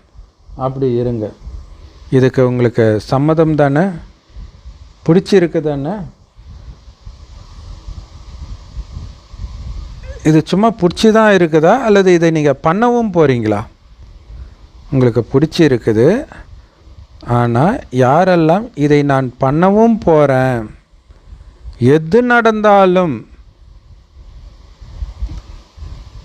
நீங்கள் பண்ணி தான் ஆகணும், அப்படி இருக்கிறவங்க கையை உயர்த்துங்க. இதை நீங்கள் செய்தே ஆகணும். பாபா சொல்கிறாங்க, யார் ஸ்நேகி சகயோகி இங்கே வந்திருக்காங்களோ அவங்க எல்லாம் கை உயர்த்துங்க. ஆக ஸ்நேகி சகயோகி யார் வந்திருக்காங்களோ அவங்களுக்கு பாப்தாதா வாழ்த்துக்களை சொல்லிக்கிட்டு இருக்கிறாங்க. ஏன்னா சகயோகியாகவே இருக்க செய்கிறீங்க, ஸ்நேகியாகவும் இருக்கிறீங்க. ஸோ குறிப்பாக முதல் முறையாக வந்தவங்களுக்கு அவர் கை உயர்த்த சொல்லிட்டு வாழ்த்து தெரிவிக்கிறாரு. இன்றைக்கி இன்னொரு ஸ்டெப்பு எடுத்து வைக்கிறீங்க. அப்பா வீட்டுக்கே வந்துட்டீங்க. இதுக்கு முன்னாடி நீங்கள் அப்பா இதயத்தில் வந்துட்டீங்க, பாபா குழந்தை ஆகிட்டீங்க. இப்போ தான் முதல்ல அப்பா வீட்டுக்கும் வந்திருக்கிறீங்க. அதாவது உங்கள் வீட்டுக்கு வந்திருக்கிறீங்க. இல்லை, அப்பா வீடு தானே நம்ம வீடு. அதனால் வீட்டுக்கு வந்ததற்கு வாழ்த்துக்கள். நல்லது. ஸ்நேகி சகயோகி வந்திருப்பவர்களும் புரிந்து கொண்டிருக்கிறார்களா? ஆசீர்வாதங்கள் கொடுப்போம் மற்றும் பெறுவோம் என்று. இப்போ வந்திருக்கவங்க எல்லாருமே இப்போ பாபா பெரிய ஒரு இதை சொல்லியிருந்தாங்க இல்லையா, அது எல்லாமே உங்களுக்கு புரியுதா அப்படின்ட்டு கேட்குறாங்க. தைரியம் வைக்கிறீங்களா அப்படின்னு கேட்குறாங்க. இல்லையா, துக்கம் கொடுப்பவர்களுக்கும் ஆசீர்வாதம் தான் கொடுப்பன்றது தான் உண்மையான தைரியம். வைக்கிறீங்களா அந்த தைரியத்தை? ஸோ யார் இந்த தைரியத்தை மெயின்டைன் பண்ணுறாங்களோ அதன் மூலம் உதவியும் அடைவாங்களோ அந்த மாதிரி அன்பான சகயோகி ஆத்மாக்கள் உயரமாக கையை உயர்த்துங்க. நல்லது. பிறகு என்ன ஆயிடும்? நீங்களும் கூட சம்பன்னமாகி விடுவீங்க. வாழ்த்துக்கள். சூப்பர்ல. தைரியம் தான் இங்கே மெயினே. நீங்கள் ரெகுலரான ஈஸ்வரிய மாணவராக இருந்தால் இந்த பிராமண வாழ்க்கையில் இப்போ தான் முதன்முறையாக பாப்தாதாவை சந்திக்க வந்திருந்தாலும் கூட நீங்கள் பிராமணன் தானே, அப்படி தானே நினைக்கிறீங்க, ஒரு ரெகுலரான மாணவராக தானே நினைக்கிறீங்க. ஸோ அதனால் நான் இதை செய்தே ஆகணும், நான் இப்போ தானே வந்திருக்கிறேன், பாபா சீனியருக்கு சொல்கிறாங்க அப்படி நினைக்காம இப்போ வந்திருந்தா கூட நான் இதை செய்தே ஆகணும்னு நினச்சிங்கன்னா கையை உயர்த்துங்கள். ஆசீர்வாதங்களை கொடுப்பீர்கள், ஆசீர்வாதங்களை பெறுவீர்களா? செய்வீர்களா? டீச்சர்கள் எழுந்து கொண்டிருக்கிறீர்களா? இந்த கேபினில் இருப்பவர்கள் எழுந்து கொண்டிருக்கிறார்கள். இவர்கள் புரிந்து கொண்டிருக்கிறார்கள். ஸோ பாபா கேபினில் இருக்கிறவங்க ஏன் கையை உயர்த்த மாட்டீங்க? சரி, அவங்க நிரந்தரமாக சுபபாவனை வச்சுக்கிட்டு தானே இருக்கிறோன்னு நினைக்கிறாங்க போல இருக்குது அப்படின்னு பாபா சொல்கிறார். ஸோ நீங்கள் பண்ணியே ஆகணும். என்ன நடந்தாலும் தைரியத்தை விடவே கூடாது. உறுதியான எண்ணம் இருக்கணும். அதான் தைரியன்றது. இல்லை இன்றைக்கி பண்ணுவேன்னு நினச்சிட்டு நாளைக்கு அதை விட்டுட்டிங்கன்னா அது தைரியமும் கிடையாது, உறுதியான எண்ணமும் கிடையாது. எப்பயாச்சும் சாபத்தினுடைய தாக்கம் ஏற்பட்டுச்சு அப்படின்னா 10 மடங்கு அதிக ஆசீர்வாதம் கொடுத்து அதை முடிச்சிடுங்க அப்படிங்கிறாரு. ஸோ அது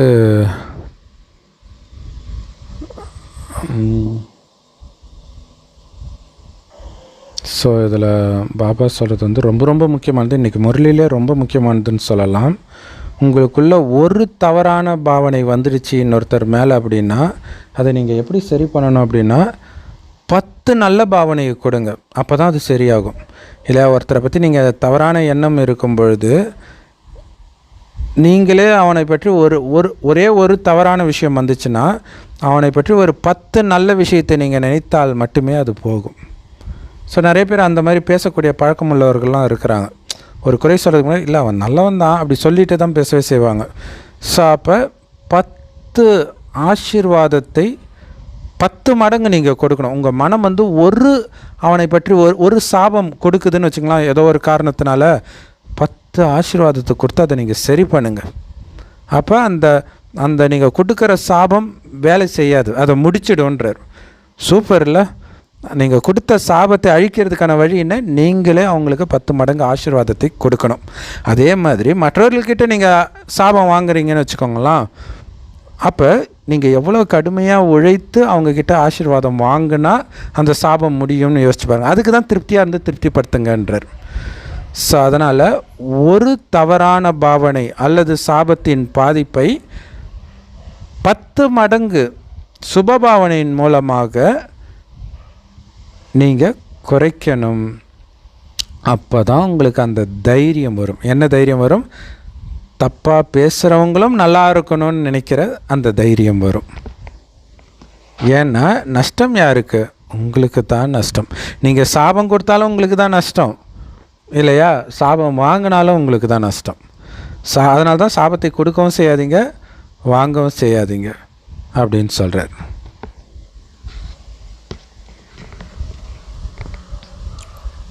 பாபா சொல்கிறாங்க, அடுத்தவரோ சாபம் கொடுத்துட்டு போயிட்டாரு. ஆனால் யார் சாபத்தை தனக்குள்ளே நிறைச்சிக்கிட்டாங்களோ யார் கஷ்டப்படுறாங்க? அதாவது சாபத்தை வாங்கிக்கிட்டவங்க தானே துக்கப்படுறாங்க. துக்கம் அடைகிறவங்க, இப்போது ஒருத்தவங்க சாபம் கொடுக்குறாங்கன்னு வச்சுக்கோங்களேன், அவங்க சாபம் கொடுத்துட்டு போயிடுவாங்க. ஆனால் அதனால் யார் துக்கம் அடைகிறா? கொடுப்பவரை விட வாங்குறவங்க துக்கம் நிறையவே படுறாங்க. இது அதிகமாக பாப்பா குழந்தைங்கள்ட்ட இருக்கும். நிறைய பேர் சொல்லுவாங்க, நான் யாருக்குமே துக்கமே கொடுக்கறதே இல்லை அப்படிம்பாங்க. ஆனால் துக்கத்தை எப்படி வாங்கிக்கிறாங்க தெரியுமா? இதில் தான் ரொம்ப பலகீனமாக நிறைய பாபா குழந்தைங்க இருக்கிறாங்க. அதனால தான் பாபா சொல்கிறாங்க, அந்த மாதிரி யார்கிட்டேருந்தும் நீங்கள் சாபத்தை வாங்கிக்காதீங்க, துக்கத்தை வாங்கிக்காதீங்க அப்படிங்கிறார். அப்போது துக்கத்தை வாங்குறீங்கனாலே என்ன அர்த்தம்? அவங்க மேலே ஒரு தவறான பாவனை வந்துருச்சுன்னு அர்த்தம் உங்களுக்கு. ஸோ தவறான பாவனை வந்துருச்சுன்னா எப்படி நீங்கள் ஆசீர்வாதம் சுப பாவனை அவங்க மேலே நீங்கள் வைப்பீங்க? வைக்க முடியாது. அப்போ நீங்கள் ஆசீர்வாதத்தையும் சுபபாவனையும் அவங்க மேலே வைக்கல அப்படின்னா, இந்த முழு கல்பத்துலேயும் ஒருவேளை அவங்களோட தொடர்பு நம்ம கூட வருது அப்படின்னா எப்படிப்பட்டவங்களாம் நம்ம கூட இருப்பாங்கங்கிறதே பாருங்கள். ஏன்னா இங்கே கர்மா வீதி தான் பாபா சொல்லி கொடுக்குறாரு. எதை நீங்கள் கொடுக்குறீங்களோ அதை தான் வாங்குவீங்க. அப்போ நீங்கள் அந்த ஆத்மா மேலே சுபபாவனை வைக்கல அப்படின்னா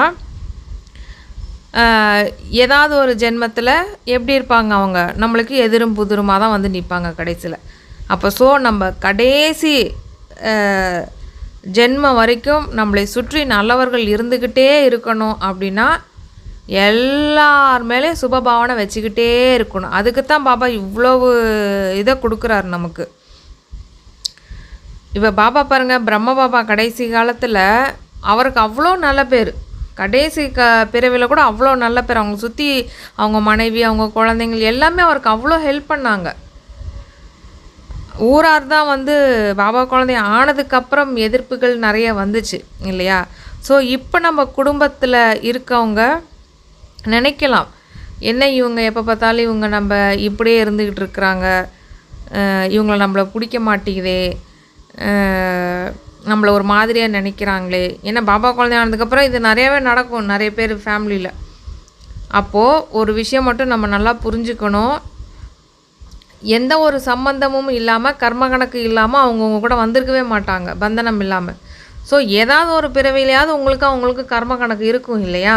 ஸோ அந்த பிறவியினோட கணக்கு வழக்கு நல்லா இருக்கணும். ஸோ அதுக்காகவாது சுபபாவனை வைக்கணும் நம்ம.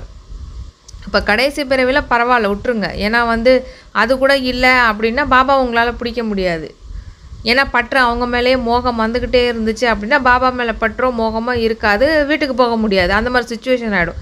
கடைசி நேரத்தில் இப்படி ஆயிருக்கிறாங்க அப்படின்னா அதை பற்றி ஃபீல் பண்ணாதீங்க. இதுக்கு முன்னாடி பிறவி வரைக்குமே உங்களுக்கு சுற்றி நல்லவர்கள் எப்போதுமே இருக்கணும் அப்படின்னா இப்போ நீங்கள் எந்த அளவுக்கு எல்லார்கிட்டையும் உங்கள் தொடர்பில் வரவங்களும் சரி, தொடர்பில் வராதவங்களும் சரி, எல்லாருமே சுபபாவனை வைக்கிறதுல தான் இருக்குது. இங்கே எல்லாமே முயற்சியே இங்கே இதில் தான் இருக்குது. ஸோ இதுக்கு உதாரணம் பார்த்திங்கன்னா, பிரம்ம பாபா கொலை பண்ணுறதுக்கு வரான், அவங்கள வந்து எல்லோரும் பிடிச்சிடுறாங்க. பிடிச்ச உடனே அவனுக்கு சாப்பாடு போட்டு அனுப்புங்கன்றார். போலீஸ் ஸ்டேஷனுக்கு போகல, கம்ப்ளைண்ட் பண்ணலை, அடிக்கலை, எதுவும் பண்ணலை. இப்போ எப்படி சுபபாவனை பாருங்கள், கொலை பண்ணுற அளவுக்கு ஒரு வெறியில் இருக்கிறவனுக்கும் சுபபாவனை வைக்கிறார் பாருங்க. இதுதான் உண்மையான தைரியம். கடைசியில் ஒரு பக்கம் பாபா குழந்தை ஆகிட்டார். இன்றைக்கி பாப் தாதா தன்னுடைய இதயத்தின் ஆசையை உங்கள்கிட்ட சொல்லிகிட்டு இருக்கிறார்.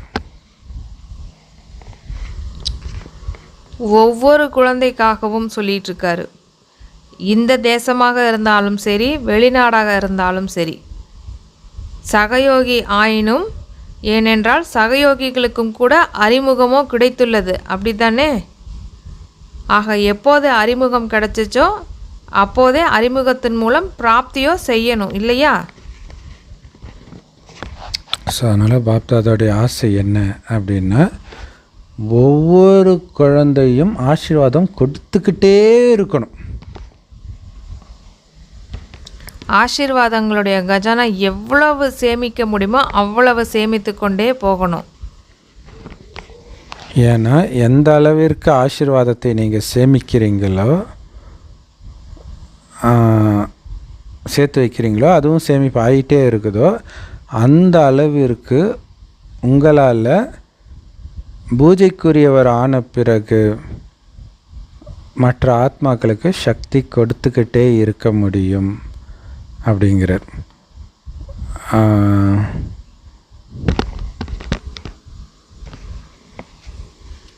துவாபரிகம் தொடங்கி பக்தர்களுக்கும் ஆசீர்வாதம் கொடுக்க வேண்டும். அதாவது நமக்கு வந்து துவாபரியுகத்தில் வந்து நம்மளுடைய ஜடை சிலை இருக்கும், இல்லைன்னு சொல்லலை. அந்த ஜட சிலையும் ஆசீர்வாதம் கொடுக்கணும். அதே சமயத்தில் நம்மளுடைய பக்தர்களும் நம்ம கூட தான் சுற்றி தான் இருப்பாங்க. ஆனால் நமக்கு தெரியாது அவங்க நம்மளுடைய பக்தர்கள் அப்படின்னு. சக மனிதர்களோடு நம்ம கூடயே தான் இருப்பாங்க அவங்களுமே. ஆனால் அவங்க நம்மளை தான் வணங்கிட்டு இருப்பாங்க, அது கூட நமக்கு தெரியாது. அப்படிப்பட்டவர்களுக்கும் ஆசீர்வாதம் கொடுக்குற அளவுக்கு உங்ககிட்ட சேமிப்பு இருக்குதா அப்படின்ட்டு கேட்குறாரு. பாபா அடிக்கடி வந்து இந்த பின்னாடி வந்த வானிலாம் நிறைய அவ்வக்த வானில் கேட்பார், எவ்வளோ சேமிப்பு ஆயிருக்குது இல்லை காலியாக இருக்குதா அப்படின்னு கேட்டுக்கிட்டே இருப்பார். அப்போ இங்கே சேமிப்பு அப்படிங்கிறதுனா என்னங்கிறது நீங்கள் அழகாக சூப்பராகவே சொல்லிட்டாங்க அப்பா. அப்போது ஒவ்வொரு எண்ணமும் உயர்ந்த எண்ணமாக தான் இருக்கும். அதுவும் பாபா சொல்கிறாரு, சாதாரண எண்ணமாக கூட இருக்கக்கூடாது, உயர்ந்த சங்கல்பமாக இருக்கணும். அந்த மாதிரி நீங்கள் ஒவ்வொரு எண்ணத்துலேயும் சேமிப்பு பண்ணியிருக்கீங்களா அப்படின்னா என்ன அர்த்தம்? எந்த ஒரு வீண் விஷயமே வராத அளவுக்கு எல்லாமே உங்களுக்கு வர எல்லா எண்ணமுமே உயர்ந்த எண்ணமாக தான் இருக்குதா அப்படின்னு செக் பண்ணுங்க அப்படிங்கிறார்.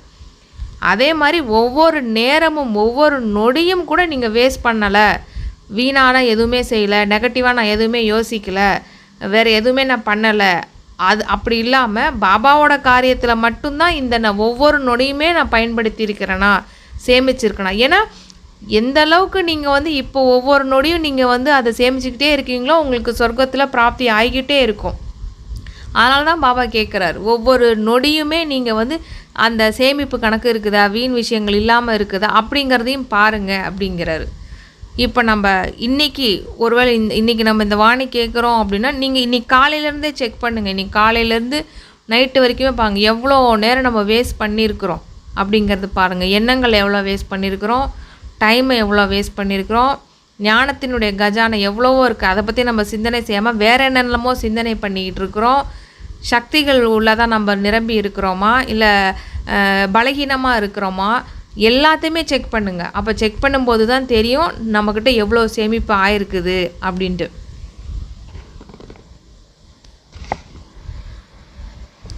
ஸோ பாபா சொல்கிறாங்க, துவாபரகத்திலேருந்து உங்கள் ஜடச்சிலையே ஆசீர்வாதம் கொடுக்குற அளவுக்கு நீங்கள் இப்போ சேர்க்கணும். இப்போ சேர்க்கறது தான் உங்கள் ஜடச்சிலை மூலமாக அங்கே ஆசீர்வாதம் ஆட்டோமேட்டிக்காக உங்கள் பக்தர்களுக்கு போகும். ஸோ அந்த அளவுக்கு ஸ்டாக்கு சேமித்து இருக்கணும். நீங்கள் ராயலான குழந்தைங்க தானே. பாப்தாதா ஒவ்வொரு குழந்தையும் ராஜாவாக ஆக போகிறவங்களாக தான் பார்க்குறார். எந்த விதத்திலும் நீங்கள் குறைவானவர்கள் கிடையாது இல்லையா. ராஜயோகி தான் ஒவ்வொருத்தரும். ராஜா ஆகிறதுக்காக யோகத்தில் இருக்கிற குழந்தை அப்படித்தான் பாபா பார்க்குறார். நல்லது. பாபா சொல்வார், ஃபாலோ ஃபாதர். பாருங்கள் பாபா எப்படி பார்க்குறாரு பாருங்கள். ஒவ்வொரு குழந்தையும் ராஜா குழந்தையாகவே பார்க்குறாரு. அதே மாதிரி தான் நம்மளும் எந்த ஒரு ஆத்மாவுமே அதே மாதிரி தான் பார்க்கணும். யாரையுமே நம்ம குறைவாகவே பார்க்கக்கூடாது. அப்படி பார்க்கலன்னாலே நம்ம அவங்களுக்கு ஆசீர்வாதம் கொடுத்துக்கிட்டே இருக்கிறோன்னு தான் அர்த்தம். பாப்தாதாவினுடைய ஆசையை அடிக்கோடிட்டு விட்டீர்களா, அதாவது அப்பாவோட ஆசையை இப்போ நீங்கள் நல்லா அண்டர்லைன் பண்ணி வச்சுக்கோங்க, வச்சிட்டிங்களா அப்படின்ட்டு கேட்குறாங்க. அப்படி அண்டர்லைன் பண்ணுவாங்க, கையை தூக்குங்க, நான் இதை பண்ணிட்டேன் பாபான்னு சொல்கிறதுக்கு. செய்து விட்டோம், நல்லது. பாப்தாதா என்ன பண்ணுறாங்க, 6 மாதத்திற்கான வீட்டு பாடமும் கொடுக்குறாங்க. அது ஞாபகம் இருக்குதா ஆசிரியர்களை? புது வருஷம் ஆரம்பிக்க போகுது உடனே. அதனால் இந்த மாதம் பாப்தாதா உங்களுடைய திடமான எண்ணம் எந்த அளவுக்கு இருக்குதுன்னு ரிசல்ட்டை பார்ப்பார். 6 மாதத்தினுடைய வீட்டு பாடம் உங்களுடையது. இந்த ஒரு மாதம் திட சங்கல்பத்தினுடைய முடிவை பார்ப்போம். அதாவது வீட்டு பாடம் என்னமோ 6 மாதத்துக்கு கொடுக்குறேன், ஆனால் இந்த ஃபஸ்ட்டு மாதத்தினுடைய சங்கல்பம் அதனுடைய முடிவு எப்படி இருக்குதுன்னு பார்ப்போம் அப்படின்னு பாபா சொல்கிறாங்க. என்ன திடமான எண்ணம், யார் எதை கொடுத்தாலும் நான் ஆசீர்வாதத்தை மட்டுமே கொடுப்பேன், அது உறுதியாக இருக்கிறீங்களான்னு பார்ப்போம். சரிதானே? ஒரு மாதம் ஓகேவா ஆசிரியர்களே, பாண்டவர்களே? நல்லது. யார் மதுபனுக்கு முதல் தடவை வந்திருக்கிறீங்க கையை தூக்குங்க. நல்லது. பாருங்க, பாப்தாதாவுக்கு எப்போதுமே இந்த புது குழந்தைகள் ரொம்ப பிரியமானவங்களாக இருக்கிறாங்க. ஏன்னா அவங்க புது குழந்தைகள். எப்படி மரம் இருக்குது இல்லையா, அந்த மரத்தில் சின்ன சின்ன இழைகள் வெளிப்படும். அப்போ என்ன ஆகிடுது, அந்த அந்த குறுந்தலையை வந்து அந்த குருவிகளுக்கு ரொம்ப பிரியமாக இருக்கும். அந்த மாதிரி புது புது குழந்தைகள் புதுசாக பாபா குழந்தைய ஆறாங்க அப்படின்னாலே மாயாவுக்கும் ரொம்ப பிரியமானவங்களாக இருக்கிறாங்களாம். யார்? அந்த குருவியை தான் பாபா மாயான்னு சொல்கிறாங்க. ஸோ அதனால் ரொம்ப ரொம்ப எச்சரிக்கையாக இருக்கணும். உங்களுடைய புதுமைத்தன்மையை செக் பண்ணுங்க. நான் என்னில் இன்றைக்கி என்ன புதுமை எடுத்துகிட்டு வந்திருக்கிறேன். அப்படி தினம் தினம் புதுமைத்தன்மை வந்துடுச்சு, அந்த பழைய சமஸ்காரத்துலேருந்து புது சமஸ்காரம் வந்துட்டு இருக்குதா செக் பண்ணிக்கிட்டே இருக்கணும். எந்த ஒரு விசேஷ குணத்தை, எந்த ஒரு சக்தியை தனக்குள் விசேஷமாக தாரணை செய்தோம் அப்படிங்கிறத சோதிச்சு பாருங்கள். இன்றைக்கி நம்ம அமிர்த வேலையிலேருந்து ஏந்திரிக்கிறோம் அப்படின்னா என்ன குணத்தை, அதாவது அமிர்த வேலை முடிஞ்சு நைட்டு தூங்குகிற டைமில் பாபா வந்து செக் பண்ண சொல்கிறார். என்ன இன்றைக்கி நம்ம விசேஷ குணத்தை வந்து நம்ம மாற்றிக்கிட்டோம், இல்லை தாரணை பண்ணோம், இல்லை எந்த ஒரு சக்தியை தன்னோட விசேஷமாக நம்ம இன்றைக்கி நிரப்பிக்கிட்டோம் அப்படின்ட்டு சோதிச்சுக்கிட்டே இருங்க அப்படிங்கிறாரு. ஸோ அப்படி நீங்கள் செக் பண்ணிக்கிட்டே இருந்தீங்க, அதன் மூலம் நீங்கள் ஸ்ட்ராங் ஆகுறீங்க, பக்குவமாகறீங்க அப்படின்னா கண்டிப்பாக பாதுகாப்பாகவும் இருப்பீங்க.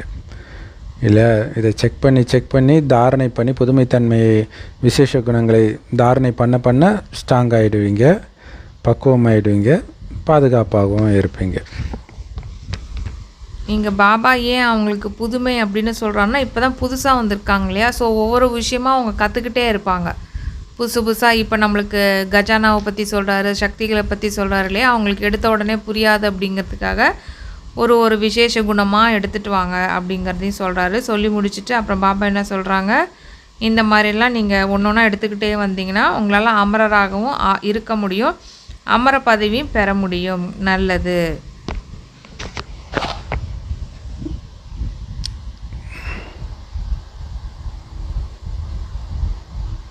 ஸோ இது வரைக்கும் முரளியில் சொன்னதெல்லாம் பாபா ஷார்ட்டாக சொல்லி அன்பு வணக்கம் சொல்லுவார் இல்லையா.